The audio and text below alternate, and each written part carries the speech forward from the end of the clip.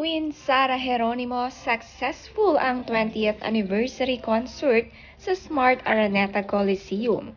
Bilang 20 years na sa showbiz industry, karamihan sa mga singers at artists ang naghahanda sa kanilang anniversary concert at punong-puno nga ang concert ni Miss Sara Geronimo.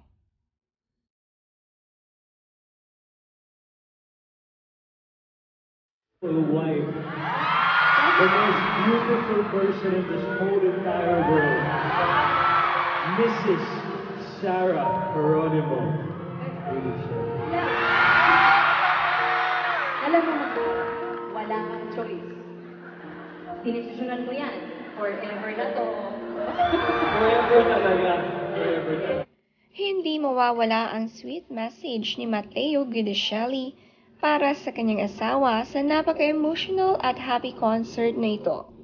It's an achievement nga para sa kanyang asawa ito.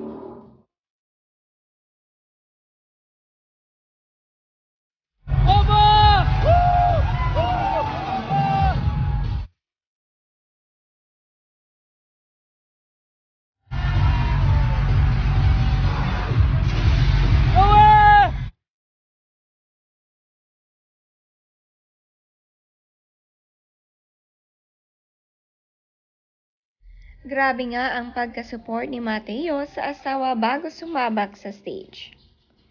3.5 hours nga non-stop ang concert ni Sara, pero hanggang matapos ito, alive na alive pa rin ang boses at talagang pinaghandaan.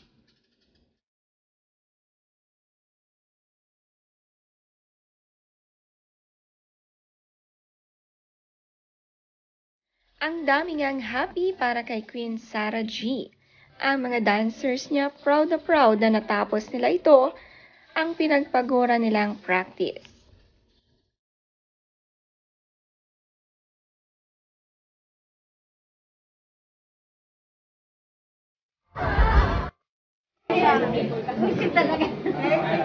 Sir, pag nagtutulong kay Rocket lagi, di ba? Yes. Tayo. Summer class natin. Sabi ni Matteo sa post, "Today marks a historic moment. We are celebrating the 20th year journey of none other than Sara Geronimo at the Araneta Coliseum. The curtain rises tonight on a concert brimming with talent crafted by the masterful hands of Sara, Paolo Valenciano, Sir Louis Ocampo, and an ensemble of premier Filipino artists. This isn't just a concert, it's a testament to the power of passion, dedication, hard work, and the enduring magic of music and dance. An unforgettable evening awaits us." Handog din ni Sara ang concert na ito para sa kanyang magulang, lalong-lalo na kay Tatay Delphine na nagturo sa kanya kung paano maging matapang at kumanta.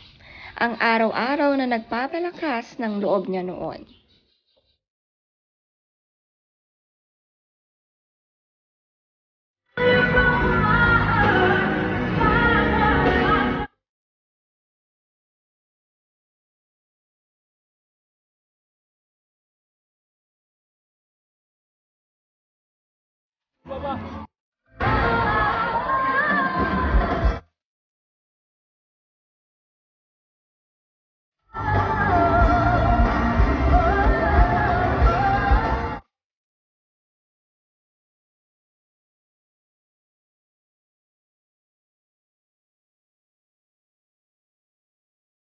Si Regine Velasquez din ang isa rin sa mga nakaduet ni Sara sa concert at napakaganda nga ng kanilang pagkakanta.